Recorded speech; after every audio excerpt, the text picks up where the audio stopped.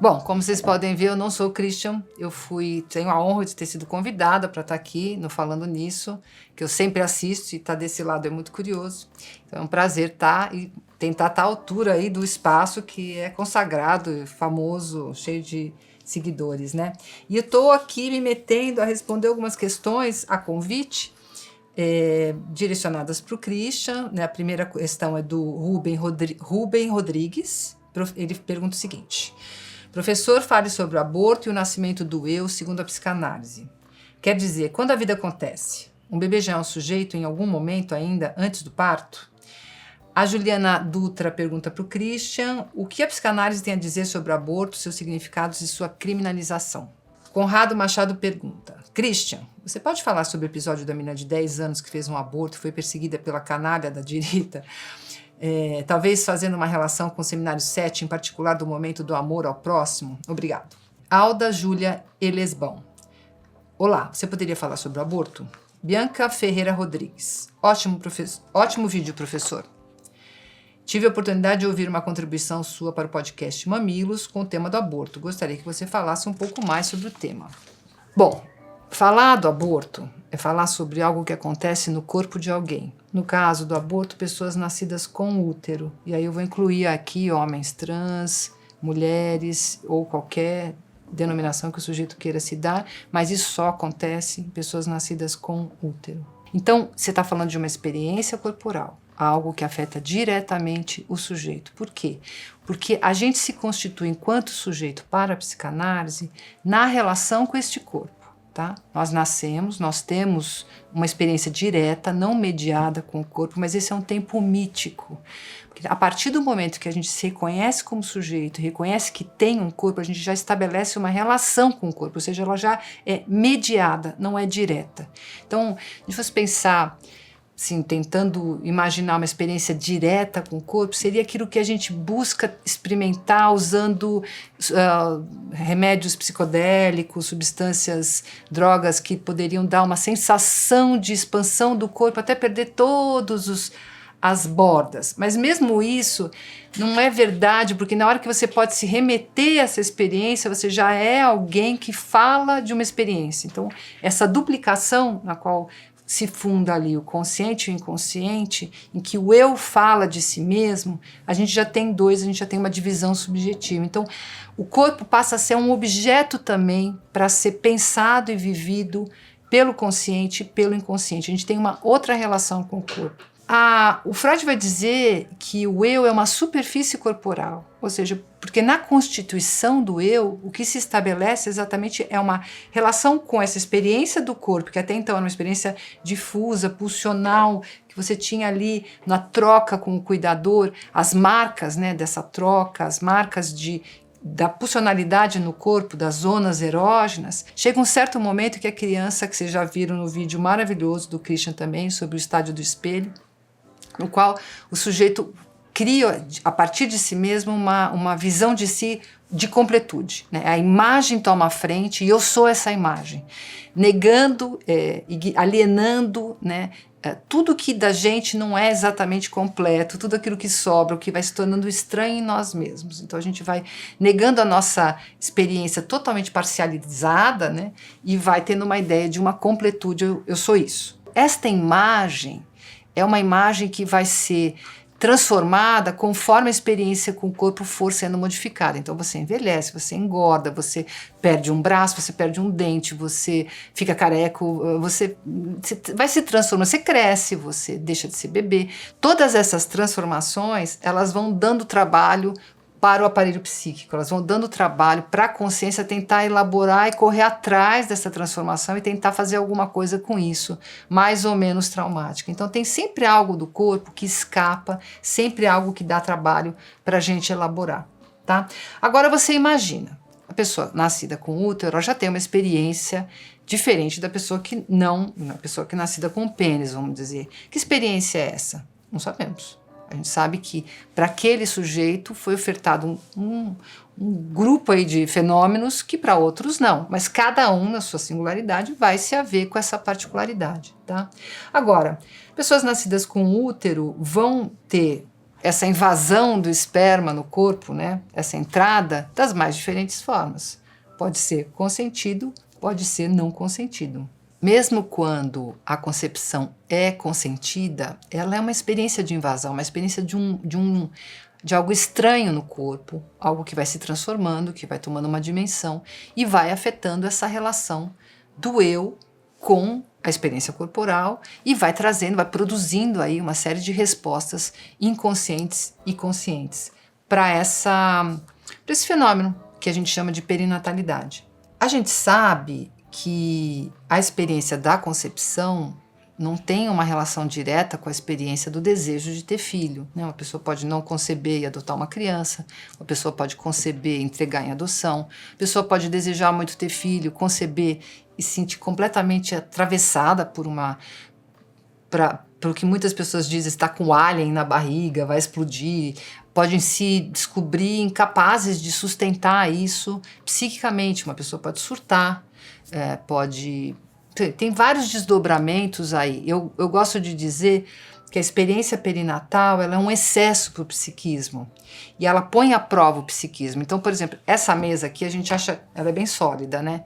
Mas se eu puser um elefante aqui, talvez ela não aguente. E talvez se eu tivesse uma estrutura muito mais forte, aguentasse. A gente só vai descobrir realmente do que é feita a mesa na medida em que a gente põe esse sobrepeso. A perinatalidade, ela tem essa característica de ser um sobrepeso para um psiquismo que vai ser colocado à prova e vai ter que lidar com isso, e sempre tem algo de surpreendente aí, né? A gente não pode dizer que vai acontecer isso ou aquilo, a gente pode dizer que aquilo vai ser posto à prova. Então, nesse sentido, tem algo sempre traumático na perinatalidade, porque tem uma sobra a ser elaborada, né? O trauma no sentido da psicanálise, não do que é contingencial, mas de algo que te obriga a trabalhar com uma determinada experiência e elaborar isso. Então vai ter sintomas, vai ter sonhos, vai ter uma série de formas de elaborar isso. Dito isso, vamos pensar na situação na qual a pessoa foi, né, teve ali aquele que eu vou chamar de invasão do esperma no corpo, né, consentida ou não consentida, que leva à concepção. E ela não quer levar a gestação à frente, seja porque foi fruto de estupro, o que nem sempre é uma razão, porque existem sim pessoas que levam gestações à frente e têm os filhos e conseguem estabelecer uma relação digna com essas crianças, né? E tem pessoas que não, e não há nem mérito nem demérito nisso, são experiências sempre singulares, tá? E a gente vai ter então, e às vezes a gestação de um casal heterocis, super esperada, na hora que se realiza, o desejo não comparece e as pessoas resolvem fazer um aborto, por exemplo, né? Que no nosso país não é legal, mas em outros países é uma possibilidade, sim. Veja, a gente tem que entender que o que permite que a lei garanta ou não que uma pessoa faça um aborto em qual época da gestação é uma convenção social. Aqui começa o nosso problema. É uma convenção. Porque a gente nunca vai chegar numa palavra última sobre quando a vida começa.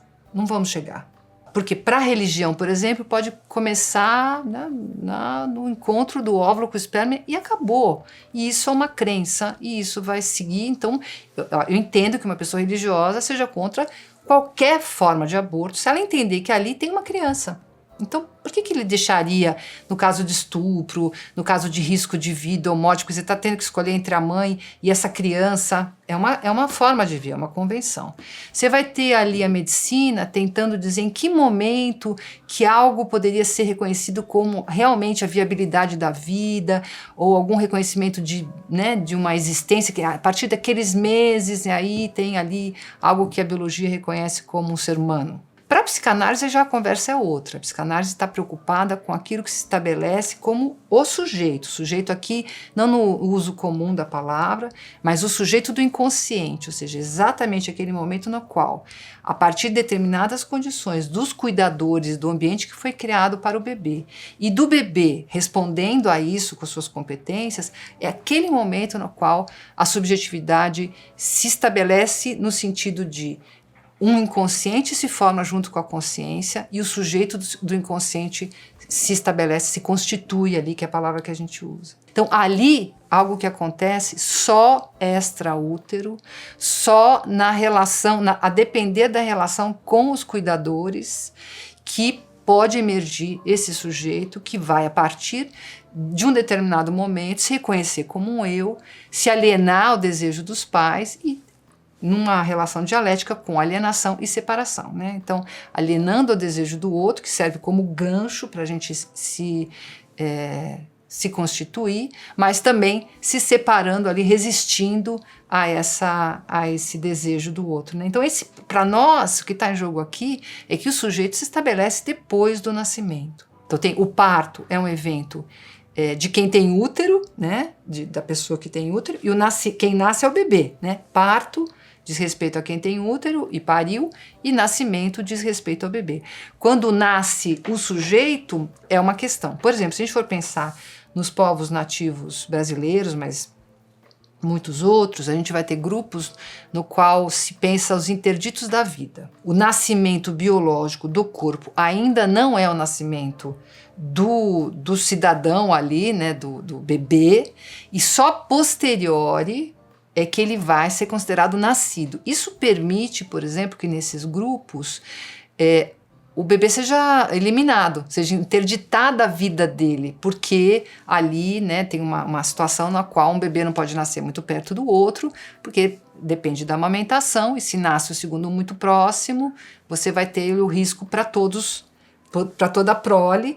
E então se faz o que veio ser chamado por nós erroneamente de infanticídio, porque ali não tem uma criança sendo morta, porque ainda não tem criança para esses grupos. E se a gente ficar achando muito chocante, a gente não pode esquecer, por exemplo, que hoje tem um protocolo na Holanda, que é um protocolo que permite que um bebê nascido e cuja deficiência ou, né, cujo problema de saúde não tenha sido diagnosticado antes, os pais achando que vai ser uma sobrecarga muito grande na vida deles assumir esse nascimento, eles fazem uma coisa muito curiosa que chamam de aborto pós-parto, né? É um protocolo que coloca...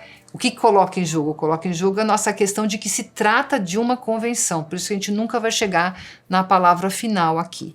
Para a psicanálise, a questão ética é fundamental, né? Então, que o sujeito possa decidir a partir do seu desejo, das condições e da lei. Por isso que é importante para nós repensar as leis que não consideram o desejo individual, principalmente no que se trata da relação com o próprio corpo, como no caso das pessoas que nasceram com o útero e que estão ali colonizadas pelo esperma de alguém, às vezes a revelia. Então é uma discussão ética, não diz respeito a você determinar quando a vida começa. Para nós, o que interessa é quando a subjetividade se constitui, né? E as outras questões vão ser questões convencionais e extremamente polêmicas. Então, como a gente pensa, por exemplo, no Estado laico, onde a religião não pode ser determinante das ações de todos nós, vai ser para alguns, não vai ser para todos, então a gente pensa na questão do direito de decidir, não no direito de não ter que nada, né, mas no direito de decidir. E eu vou mostrar algumas inconsistências, porque o que eu estou trazendo causa muita angústia. Causa muita angústia você não ter uma resposta final sobre o surgimento da vida, porque não tem mesmo. Por exemplo, a gente tem até pouquíssimo tempo atrás, né, nas inseminações artificiais, nos processos nos quais, por exemplo, os óvulos eram retirados e congelados, que ainda são, né, para uma gravidez oportuna, a retirada de 3, 4 óvulos, inseminava e você tinha 3, 4 embriões viáveis. E aí se fazia uma coisa que se chama redução embrionária. Então, ao invés de implantar 3, 4 óvulos numa pessoa com útero, você elimina 3 e implanta 1. O que significa eliminar 3 óvulos fecundados? O que a gente chama de aborto. Era feito livremente, até que as pessoas pensam, nossa, mas isso é um aborto. Aí volta, então aquilo que chamava redução embrionária recebe o nome de aborto e aí se descobre que isso é ilegal. né? Claro que ainda é feito, obviamente, né? Na surdina, como tudo que diz respeito ao aborto é feito na surdina. Mas aí começa a ser criminalizado e repensado esse procedimento. Então você vê, você usa o mesmo termo para tentar pensar isso a partir de um outro lugar. É claro que é sempre uma experiência, para quem sofre o aborto, é sempre uma experiência de sofrimento no sentido de trabalho psíquico, de elaboração, porque se a pessoa fez o aborto, ela já não queria estar grávida e isso implica em uma contrariedade, no mínimo. Para algumas pessoas é devastador, né? A gente não pode esquecer também que nem todo aborto é eletivo, alguns abortos são espontâneos, então tem algo ali da experiência quase insustentável de ser capaz de gerar outra vida, encontrar a outra experiência insustentável de não gerar outra vida, né? Ou seja, de interromper uma vida, é sempre um custo psíquico gigantesco. E com a falta de apoio, né, social para fazer esse passo, aí a gente vai tendendo a mais mazelas, que são os casos que vocês trazem aqui, né, de uma criança que engravida e não tem direito ao aborto por questões de atravessamento religioso, porque a lei permite, e tendo que lidar com isso psiquicamente, que a gente não sabe nem como, que fim que levaram essas crianças, e são inúmeras, e a gente tem casos diários de crianças grávidas, tá? Eu só diria que quando se imagina que uma criança pode gerar outra criança, o que está em jogo aí é a visão religiosa, que uma vez que há concepção, o bebê, existe um ser humano ali. Mas, por outro lado, a lei permite que o aborto seja feito aí em qualquer idade gestacional. É interessante, né, como vão mudando as regras conforme o tipo de gravidez que está em jogo. Então, uma gravidez que seja incestuosa, que seja fruto de estupro, ela já cai numa outra categoria. Por que não pode ser interrompido se a pessoa simplesmente não quer? Quem que pode arbitrar sobre o desejo ou não de assumir a parentalidade de alguém, né? Então aí que está em jogo. É o Estado que vai determinar se uma pessoa nascida com útero deve ou não assumir ou não a maternidade daquela criança. E a gente tem uma cereja do bolo, né? Você pode dizer, bom, então o que está em jogo aqui é a morte de um bebê. Tá, mas quando você pega uma mulher que leva a gestação adiante, por N razões, mas não pretende ficar com a criança, ela entrega a criança em adoção, ela também é penalizada. Então, é totalmente sem saída, né? Aí a gente sai um pouco da categoria pessoas nascidas com útero e a gente cai na categoria mulher, que é socialmente um cidadão de segunda classe, né? Que não tem direito a dispor do seu próprio corpo, porque exatamente tem o controle, que a gente sabe, na história da nossa sociedade, né, de sociedades anteriores, né, um controle misógino, patriarcal, que não permite que a gente disponha do corpo como a gente quer. Então tem um cruzamento aí, né? E tem um cruzamento também racial e de classe, porque obviamente os abortos são feitos sistematicamente por mulheres brancas de classe média alta, mas quem é penalizado de fato com gravidezes indesejadas que não podem ser interrompidas e até por não ter acesso tão eficiente à contracepção são as mulheres pobres, negras e periféricas, né? Então a gente vai vendo aí que o aborto ele tem raça, ele tem classe, ele tem até gênero, né? Não é tão simples como pode parecer simplesmente uma decisão de ter ou não um bebê. Eu diria mais uma questão para encerrar um pouco a nossa conversa aqui, a impossibilidade de imaginar a mãe, que é essa grande figura da parentalidade, né? O pai sempre uma figura lateral, mas a mãe como alguém que capitula diante de uma gravidez, ou seja, como alguém que diz que não quer ter um bebê, ela é a nossa mãe dizendo que não nos quer. Então ela fere diretamente o nosso narcisismo, porque sempre que uma mãe se mostra simplesmente uma pessoa, né, com suas limitações, com suas questões, ela nos confronta com a nossa fantasia com relação à nossa mãe e ao bebê maravilhoso que fomos, né? Traz um bastidor dessa mãe castrada, dessa mãe que é um ser humano entre outros, dessa mãe que não vive para ter esse bebê, dessa mãe para quem esse bebê não é o falo que completa todo o desejo, né? Claro que o bebê quando nasce tem que estar em um lugar falecizado, tem que ser um objeto principal ali para o pai e para a mãe, mas isso é uma coisa que é uma fantasia que vai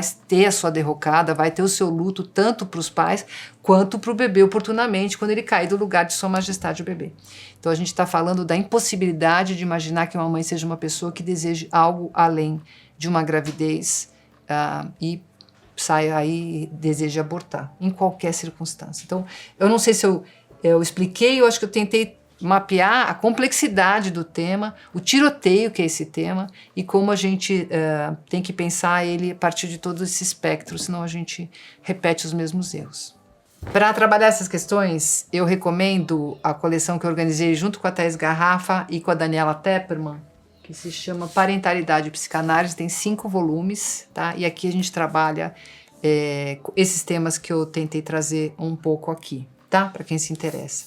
E também eu vou mandar para vocês, vai estar aqui embaixo, um artigo sobre os interditos da vida, explicando a diferença entre infanticídio e interditos da vida em culturas nativas brasileiras. Tá? Eu acho que são grupos Yanomami. E agora a parte mais esperada. Para quem quiser mais assuntos de concepção, abortos, misoginia, patriarcado, pessoas nascidas com útero, entre aqui no Aqueronta Movebo.